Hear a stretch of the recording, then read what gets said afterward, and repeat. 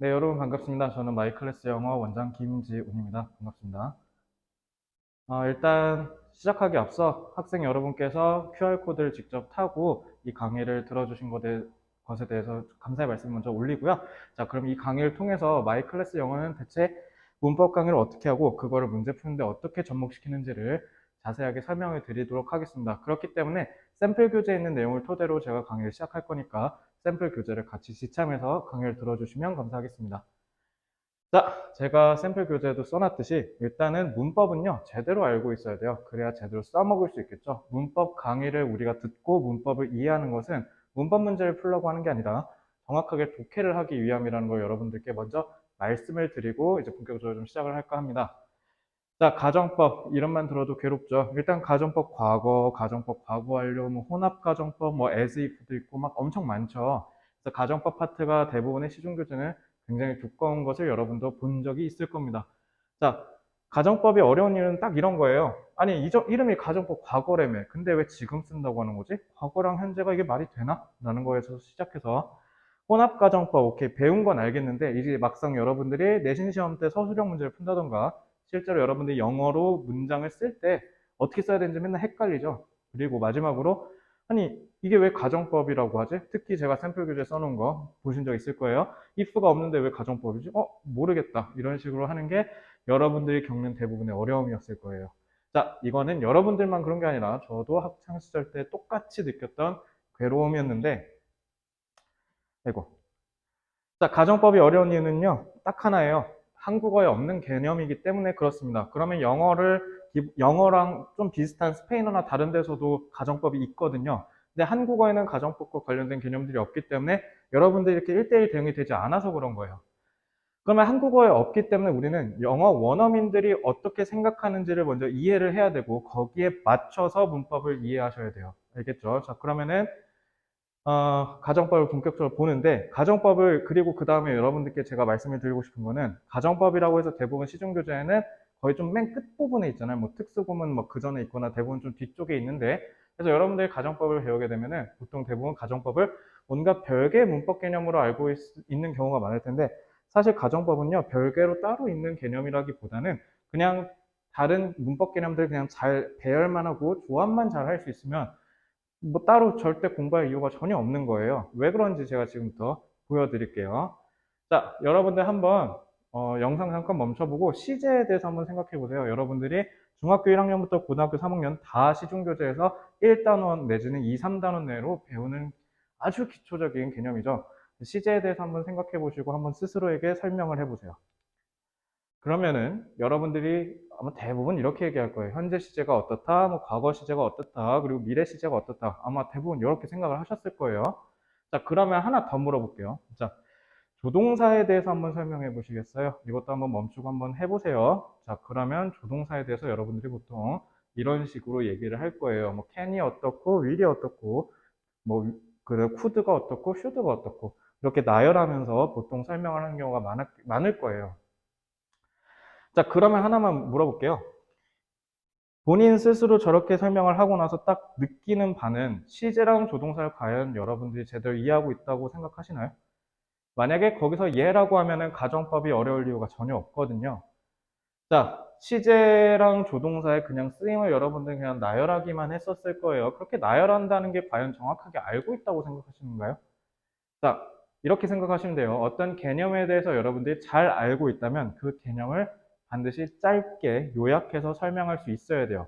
그게 바로 그 개념을 정확하게 이해했다라는 뜻인 거예요. 그래서 짧게 이해하려면 무엇보다 가장 중요한 게 뭐냐면 일단은 그 개념을 정확하게 이해하고 있어야 돼요. 그래야 그 이해한 걸 토대로 여러분들이 설명을 할 수 있기 때문인 거죠. 자, 그럼 지금부터 시작입니다. 드디어 시작이에요. 자, 시제랑 조동사를 왜 가져왔냐? 이 두 개를 이해하면 가정법이 전혀 안 어렵거든요. 자, 아까 시제라는 단어를 쓰고 제가 계속 오른쪽에 영어로 tense라고 쓴 거 보셨을 거예요. 자, tense라고 쓴 이유는 제가 잘난 척 하려고 한 게 아니라 이유가 있어서 그런 거예요. tense라는 거는요, 기본적으로 사실 여러분들이 생각하는 그 현재 시제, 과거 시제에서의 현재, 과거의 느낌이 전혀 없어요. 그러니까 쉽게 얘기하면 사실은 시간 표현이랑은 전혀 상관이 없는 거거든요. 이렇게 얘기하면 이제 시중교재로 영어 문법을 공부한 여러분들은 뭔 소리지라고 할 거예요. 자, 텐스가 여러분들이 단어장 보시면 알겠지만 긴장이란 뜻이 있어요. 그래서 긴장감이란 뜻이거든요. 그래서 텐스는요, 기본적으로 시간을 나타내는 게 아니라 내가 지금 눈에 보이는 세상을 표현하는 거예요. 세상. 그렇기 때문에 시간을 표현하는 문법 개념으로만 알고 있기 때문에 여러분들이 가정법 과거, 가정법 과거 완료라는 개념이 어려웠던 거예요. 자, 긴장감이 과연 뭐냐? 조금 더 구체적으로 살펴보도록 하죠. 자, 내가 표현하려는 세상이 지금 나한테 긴장감을 주냐, 안 주냐에 따라서 현재 시제와 과거 시제로 원어민들이 나눈 거거든요. 그러니까 긴장감 말이 좀 어렵죠. 추상적이고. 그냥 쉽게 얘기하면요. 긴장감이라는 건 결국 뭐냐면 내가 지금 표현하려는 상황이 나한테 영향을 끼친다는 뜻이에요. 그러니까 그 영향을 끼친다는 걸 좀 더 쉽게 더 얘기하면 그냥 내 눈에 보이는 거죠. 예를 들면 여기 칠판이 있죠. 칠판이 보여서 내 눈으로 봤을 때 칠판이라고 인식되면 이건 다 현재 시제로 쓴다는 거죠. 왜? 내 눈으로 볼 수 있는 사실이기 때문에. 그래서 이런 느낌으로 구분하는 게 바로 우리가 지금 배우는 텐스인 겁니다. 그래서 현재 시제 같은 경우는요. 긴장감이 그래서 말 그대로 present, 지금 있다는 뜻이에요. 그러니까 쉽게 말하면 아까 얘기한 거랑 똑같이 내가 지금 눈에 보이는 걸 표현한다는 거고, 반대로 과거 시제는요. tense가 past, 지나쳤다. 그러니까 지금 없다는 거예요. 그래서 긴장감이 없기 때문에 나한테 영향을 끼치지 않는, 그래서 비현실적인 상황을 표현하는 게 과거 시제예요. 어때요? 시간이랑 전혀 무관하죠? 자, 그러면 여러분들 과거 시제 배울 때 과거에 있었던 역사적 사실을 쓸 때 과거 시제 쓴다 이렇게 배운 적 있죠? 그거 왜 그러냐면요. 예를 들면 이런 거야. I studied English last night. 나 지난밤에 영어 공부했어 라고 얘기를 하죠. 왜? 내가 지난밤에 공부한 거는 눈에 보이지 않잖아, 더 이상.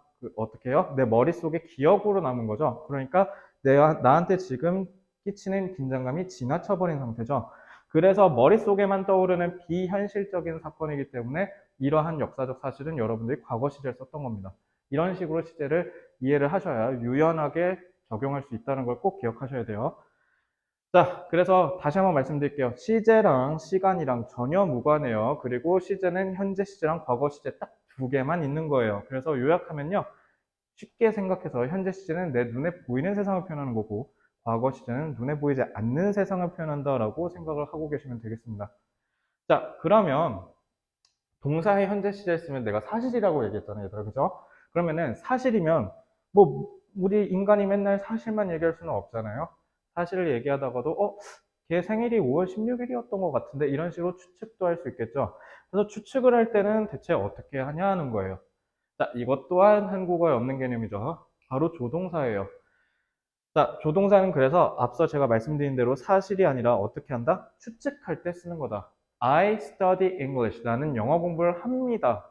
이거는 사실이죠. 근데 I will study English. 나는 영어 공부를 하겠습니다. 할 것입니다. 이건 지금 제가 영어 공부를 하고 있다는 게 아니죠. 사실이 아니라 앞으로 그럴 겁니다. 라고 의지를 표현하는 거죠. 이런 식으로 사실이 아닌 나머지를 표현할 때 의지를 표현하거나 추측을 표현하거나 이런 식으로 사실과는 무관한 것을 표현할 때 쓰는 게 바로 조동사라고 생각을 하시면 될 거예요. 자, 제가 시제 시간이랑 무관하다 했죠?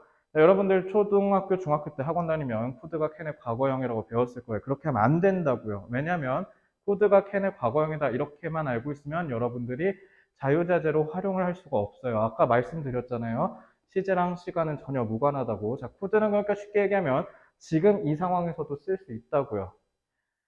자, 그러면은 조동사가 어쨌든 현재형과 과거형으로 나뉜다는 거를 방금 봤죠? 그러면은 아까 배웠던 시제 개념을 그대로 조동사에다 끌고 오기만 하면 돼요. 자, 현재 시제 아까 눈에 보이는 거라고 그랬고 과거 시제는 눈에 보이지 않는 거라고 얘기했어요. 그러면 조동사는 아까 추측이라고 얘기했죠? 그러니까 쉽게 얘기하면 얘는 이렇게 하고 조동사 자체가 추측의 개념을 갖고 있다고 하면 요 개념이랑 요 개념을 섞으면 이 개념들이 나오겠죠? 눈에 보이는 세상을 추측하는 거예요. 그죠? 그리고 반대로 조동사 과거형은 눈에 보이지 않는 세상을 추측하는 거죠. 그러니까 쉽게 얘기하면 조동사의 현재형은 강하게 추측하는 거고 조동사 과거형은 약하게 추측하는 거예요. 무슨 말이냐? 그러니까 can은 할 수 있다라고 얘기를 했죠. 그렇다면 could는요. 약하게 가능성을 보는 거예요. 그래서 할 수도 있다 이렇게 얘기를 하는 거죠. 그래서 여러분들 조동사 배울 때 가끔 이런 문구 본 적 있을 거예요. can보다 could가 좀 더 공손하고 예의 바른 표현이다. 당연하죠. 가능성을 더 내려서 내가 이렇게 할 수도 있겠니라고 물어보는 거니까 당연히 예의 바른 거죠. 그죠? 그리고 will도요, 여러분들, 나 앞으로 뭐 할 거야. 보통 이렇게 의지의 표현을 쓰죠. 그럼 would를 쓰면 어떻게? 그 의지가 꺾인 거죠. 더 약한 가능성이 돼버렸으니까. 그래서 보통 would는 여러분들이 해석할 때, 아, 이러면 좋을 텐데. 아, 그럼 나라면 이렇게 할 텐데. 이런 느낌으로 쓰는 거예요. 뭐 어떤 소망이나 어떤 아쉬움 같은 걸 표현할 때 많이 쓰는 거예요. 그래서 어떤 의지가 좀 약하거나 내가 할 수 없는 의지들을 얘기할 때 쓴다. 이렇게 보시면 돼요. 그러면은 현재형과 과거형의 차이가 눈에 명확하게 보이죠. 자, 이렇게 하면 우리가 조동사를 배웠어요. 그러면은 시제랑 조동사의 개념을 섞어서 우리 한번 가정법을 이해해 봅시다. 자, 가정법은요, 영어로 subjunctive mood라고 하는데요. 가정법과 반대되는 개념이 하나 있어요. 그게 바로 여러분들도 쉽게 이해할 수 있는 직설법입니다. 직설, 말 그대로 직접적으로 보이는 그대로 표현한다는 거죠. 근데 가정법은요, 이거랑 반대로 어떻게 표현하는 거냐면 보이지 않는 걸로 사실을 표현하는 거예요.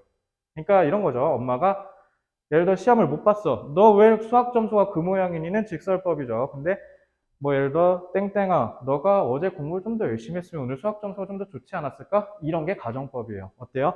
좀 더 완곡하죠. 직접적이지 않고 좀 더 부드럽고 고급지게 표현할 수 있는 거죠. 자, 그래서 가정법을 여러분들이 이해를 할 때는요. 자, 이런 거예요. 내가 어제 수학 공부를 좀 했으면 오늘 점수가 10점 더 오를 텐데. 그럼 여러분들이 여기서 사실을 추론할 수 있어야 돼요. 그러니까 결국 이렇게 얘기했다는 건 뭡니까? 사실은 내가 수학 공부를 어제 안 했기 때문에 그래서 오늘 수학 점수가 안 높다는 거죠. 그러니까 이 사실을 어떻게 다르게 완곡하게 보이지 않는 걸로 표현한 거죠. 이게 가정법이라고요. 그럼 눈에 보이지 않는 걸로 표현한 거네? 자, 그러면 이렇게 하면 돼요. 시제에서 배운 게 보이지 않는 걸 표현한다 했지. 그러니까 if절에 니네가 과거 시제 쓰는 거야. 그리고 조동사 눈에 보이지 않는 걸 추측해야 될 거 아니야. 왜? 나는 분명히 어제 공부를 안 해서 성적이 안 좋잖아. 그럼 어제 공부했으면 좀 더 높을 텐데 이것도 안 보이는 세상을 추측한 거잖아요. 그러니까 과거형 쓰는 거라고요. 그래서 가정법은요. 과거 시제와 조동사 과거형을 쓰는 거예요. 왜? 상상을 통해서 세상을 표현했기 때문에. 자, 시제와 조동사를 정확하게 이해하고 섞었더니 가정법이 끝났어요. 그죠? 그래서 앞으로 어떤 개념을 배울 때는 이렇게 개념들을 서로 연결하고 쌓아 올리셔야 돼요. 이렇게 공부하셔야 절대 우리는 암기를 하지 않게 되는 거죠. 그래서 여러분들 이걸 명확하게 아셔야 돼요. 맨날 가정법 배운 애들 다 뭐 if로 시작하잖아. 아니야, 원어민들 if 안 써. 접속사를 쓰는 표현들은 너무 주어 동사를 써서 길어지기 때문에 얘네들 오히려 안 쓴다고요. 그래서 어떻게? 조동사 과거형이 나타난다고 기억하셔야 돼요. would, could, should, might. 그래서 제가 강의하는 친구들은 항상 가정법 하고 물어보면 바로 우쿠슈마라고 바로 반사적으로 대답할 수 있게 가르칩니다.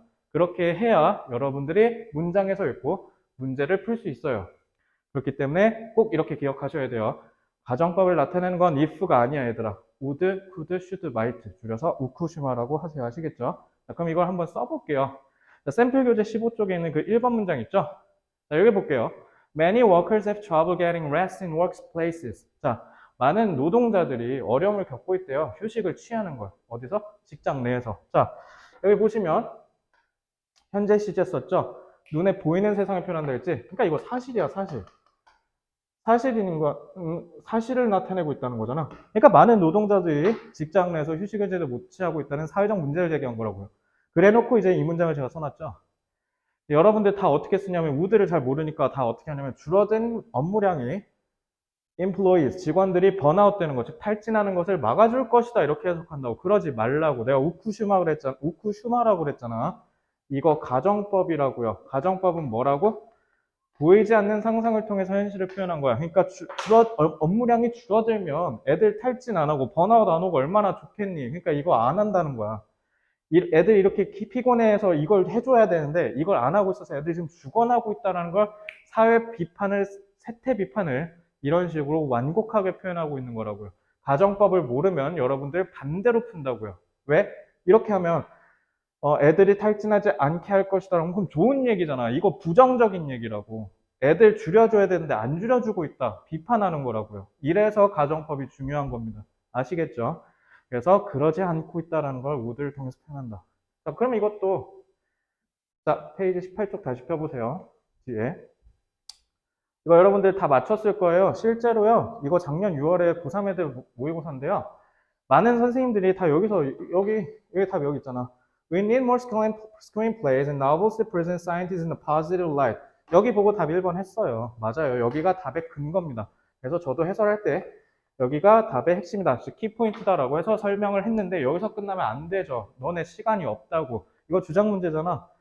그러면은 대부분의 평가원 교수님들 실제 어떻게 하면 주장은 항상 핵심을 밑에다가 놔. 왜? 너네 시간을 뺏어야 되기 때문에 그런 거지. 그러면 너네는 반대로 시험을 70분 안에 다 풀고 90점 이상의 1등급을 취득하려면 이 사람들이 내놓는 이 이상의 무게를 가져야 된다고. 그게 바로 문법이야. 자, 처음부터 한번 읽어볼게. New ideas, 새로운 생각들이 있는데 그게 가령 those empowered by scientific development. 자, 과학적인 발전에 의해 영감을 받은 새로운 생각들 가령. 자, 새로운 생각들은 종종 방영된다. TV에 방영되고요.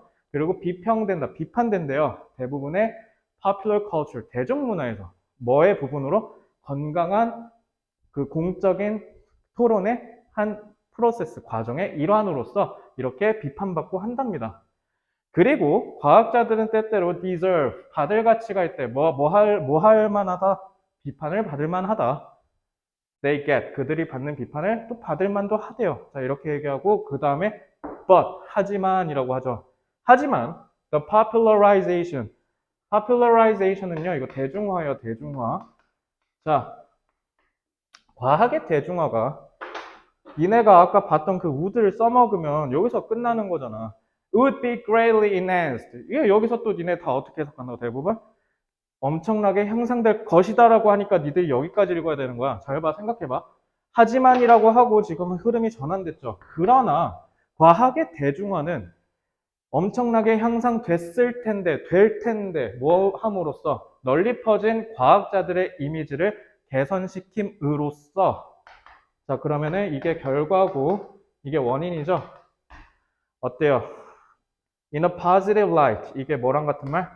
Improving the widespread images of the scientist랑 같은 말 아니에요? 그러니까 이거를 했으면 얘네들의 대중화가 더 잘 됐을 텐데 안 됐다는 거잖아. 그러니까 그걸 반대로 뒤집으면 그게 바로 이 지문의 해결책이자 그 필자의 주장인 거야. 과학자들의 이미지를 개선해서 과학의 대중화를 이끌어내자. 그래서 여기까지만 읽고 답을 1번 하셨었어야 돼요. 아시겠죠? 그러니까 가정법이 이렇게 중요하다고요. 아시겠습니까? 자, 그래서 가정법 다시 한번 말씀드릴게요. 마법의 단어 뭐라고? would, could, should, might라고요. 이렇게 if 없이 쓰는 게 더 많다고요. 자, 다른 과목도 여러분들 공부하셔야 되잖아요. 영어만 하고 대학 가는 거 아니죠. 자, 수학도 마찬가지고 사회과학 다 똑같아. 한국사도 마찬가지. 가정법 배운 대로 하시면 돼요. 그러니까 개념을 하나씩 다 니네가 다 찢어서 배워서 그래. 막 분사구문 따로가 있고 분사 따로가 있고 투부정사 따로가 있고 이러니까 여러분들이 항상 문법 문제 나오던 독해가 나오던 항상 어려움을 겪는 거예요. 얘도 마찬가지야. 뭐든지 개념을 다 하나씩 이으셔서 연결하셔야 돼요. 그리고 그걸 하나씩 차곡차곡 쌓으셔야 된다는 거죠. 제가 아까 했던 거 똑같이 시제라는 개념을 배우면 그 다음에 조동사 쌓아 올리고 그 다음에 가정법 쌓아 올렸죠. 그래서 저는 이 과정을 하나씩 쌓아서 올린다라고 해서 고도화라고 표현합니다. 그래서 다른 과목들도 여러분들 개념 공부가 잘 돼야 되는데 그러려면은 반드시 이 고도화 작업을 통해서 깔끔하게 정리하셔야 되겠습니다. 그래야 어떻게 돼요? 이해를 했으니 자연스레 암기가 되고 자연스레 암기된 개념은 절대 잊혀지지 않아요. 머릿속에서. 자, 일단 시범 강의는 여기까지고요. 일단 믿고 따라오시면 대부분 다 1등급 맞을 수 있어요. 제가 꼭 책임지고 여러분들 그렇게 강의하고 지도해 드릴게요. 자, 이 강의 들어주시나 고생하셨고 들어주셔서 감사합니다.